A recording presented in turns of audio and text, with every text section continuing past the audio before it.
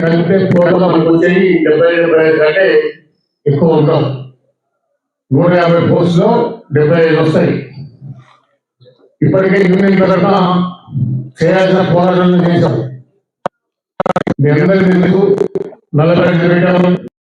మన బిట్టు కార్యదర్శి ముఖ్య రమేష్ గారు తదితర కామ్రేడ్ డెలిగేట్లు అందరూ కూడా అభినందనలు తెలియపరుస్తూ ఈ యొక్క సమావేశం జాగ్రత్తగా మనం వినాల్సినటువంటి అవసరం ఉన్నది. ప్రాధాన్యత జిఎం ఇచ్చాం, సీనియర్ ఇచ్చాం, ఆ తర్వాత ఐరాజ్ జిఎం హౌస్ ధర్నా కూడా వేసాం. మనం ఇంకా మిగిలిన కార్యక్రమం ఏముంది ఏంటి అనేది మీ పిట్టలు ఇవాళ రేపు మాట్లాడతారు.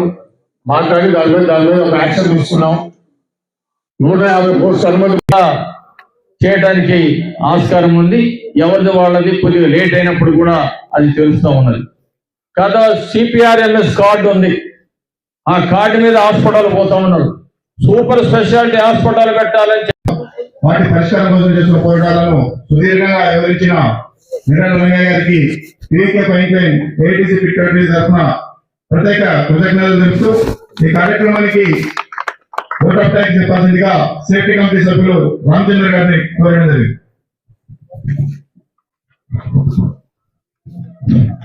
అందరికీ నమస్కారం.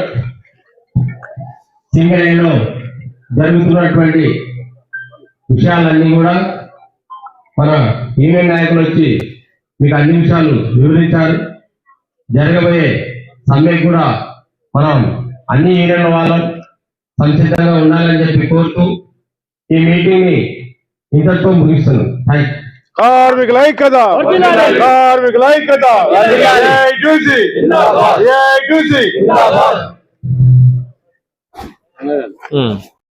మణిపూర్కి సంబంధం లేదు. 150 పోస్టు పిల్లపైన తర్వాత మిగిలిన వాళ్ళు ఎంతమంది ఉంచుకొని మనకు సంబంధం లేదు. ఆ వచ్చే వాళ్ళు కూడా మనకంటే సీనియర్ అయి ఉండాలి, జూనియర్ అక్కడే ఉండాలి. ఈ 2 కవిత గారు కూర్చుంటాం, ఆమె కూడా యాక్సెప్ట్ చేసింది. కానీ మధ్యలో మరి 2 మంత్రాల్లో తిరిగి రావాలి. ఇంకొక 4 రోజులు వెళ్ళిపోతుంది. నెక్స్ట్ మంత్ అయితే ఉన్నదా పోయిన విధానాలు ఉంటాయి కాబట్టి ఆ 150 కోసం మనకే రావాలి. దాంతో రాజీ పడే ప్రసక్తే లేదు. మనం శుభ్రంగా సరే పోరాడాల్సిందే, పోరాటం సాధించుకోవాలి. రెండవది మే 23వ తారీఖు నాడు ఒక కొత్త సర్క్యులర్ ఇచ్చాడు డైరెక్టర్ సంతకంతో. అదేంటంటే డిప్యుటేషన్ మీద ఇచ్చాడు. సింగరేణి మొత్తం మీద 650 డిప్యుటేషన్ ఉన్నారు.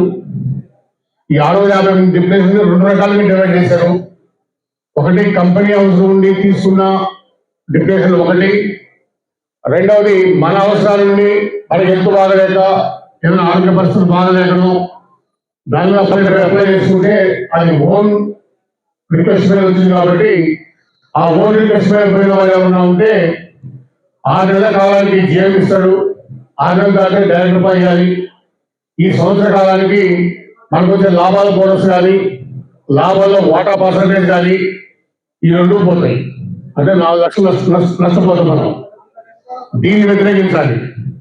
ఎటువంటి కండిషన్ లేకుండా జీఎం పరిధిలో ఎంతకైతే డిప్యుటేషన్ ఇచ్చారో అదే విధంగా జిఎం పరిధిలోనే డిప్యుటేషన్ ఇచ్చే విధంగా దాని మీద కూడా యాక్షన్ ప్లాన్ తయారు చేసుకోవాలి మనం. రెండవది ఈ సర్ఫేస్ కన్వర్షన్ మీద ఒక చర్య తీసుకోవాలి. ఈ రెండింటినీ కలిసి రావాలని యూనియన్ ఏ పిలిపిస్తే ఆ పిల్లలు మీరు స్పందించాలని కోరుకుంటూ ఈ అవకాశం ఇచ్చిన మీ అందరికీ ధన్యవాదాలు తెలియజేసుకుంటూ సెలవు. ముఖ్యంగా కామ్రేడ్స్, సింగరేణి పరిస్థితి చాలా దమనీయంగా ఉన్నది. మైన్స్ అండ్ డిపార్ట్మెంట్ లో చాలా పరిస్థితులు ఆందోళనకరంగా ఉన్నాయి. మీ మైన్ చూస్తే ప్రైవేట్ నడుస్తూ ఉన్నది, కంటిన్యూస్ మైనర్. దానికి మనం కంపెనీ దాదాపు 800 మంది మ్యాన్ పవర్ ఉన్నారు, 200 మంది కాంట్రాక్ట్ కార్మికులు దానికి సేవ చేయాల్సి వస్తూ ఉన్నది. ఈ విధమైనటువంటి పద్ధతిలో కొత్త ప్రాజెక్టులు కావాలని చెప్తా ఉన్నాం, కానీ పెడచెవన పెడతా ఉన్నారు. డబ్బులు లేవని చెప్తా ఉన్నారు. ఎడిపోయినాయి డబ్బులు అనేది యాజ్ రిటైర్డ్ యూనియన్ గా మనం ప్రశ్నిస్తా ఉన్నాం.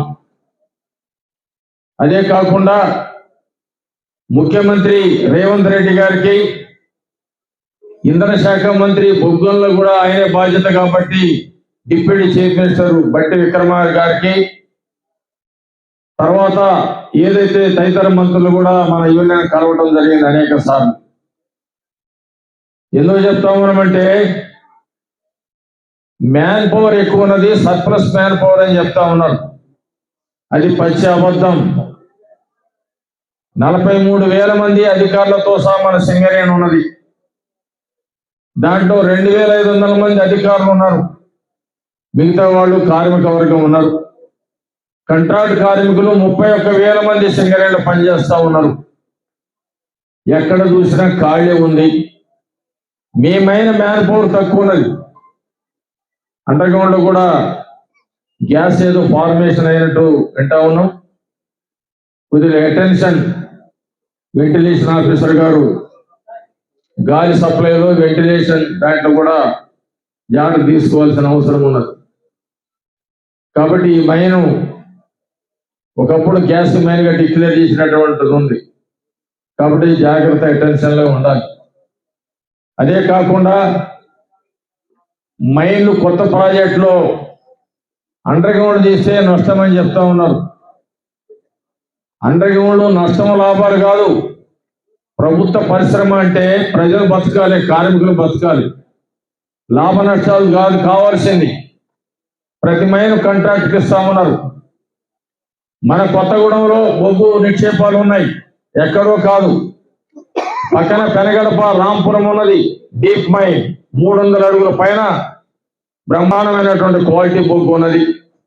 దానికి 2001లో సర్వే చేశారు, కానీ అండర్ గ్రౌండ్ దాన్ని పట్టించుకునేటువంటి నాదులు లేడు. పెనగడప, అంచనపల్లి, మన భద్రాద్రి జిల్లాకు సంబంధించినటువంటి మైన్స్ తీయడానికి ఆస్కారం ఉన్నది. అట్లానే గుండాల, ఆళ్లపల్లి గుండాలు కూడా ప్రాస్పెక్ట్ చేశారు బోరింగ్, అక్కడ కూడా బొగ్గు ఉన్నది. కానీ ఏంటంటే వీళ్ళు ప్రైవేటీకరణే మంచిగా ఉంటుంది. ఎందుకంటే గుడ్ విల్లు వస్తాయి, పర్సంటేజ్లు వస్తాయి.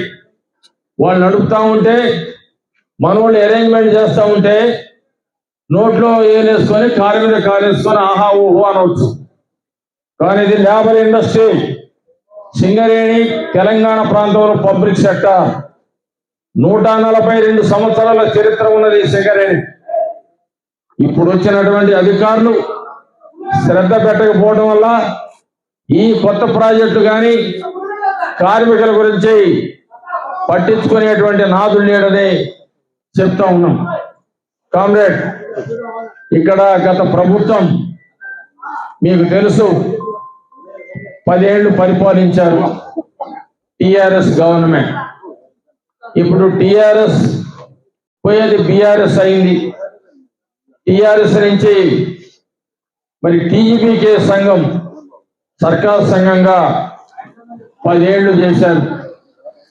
కానీ ఏం చేశారు? సింగరేణి లూటీ చేశారు. ఇప్పుడు సింగరేణి మేడి పండులాగా ఉన్నది. మేడి పండు చూడు మేలంగా ఉంటది.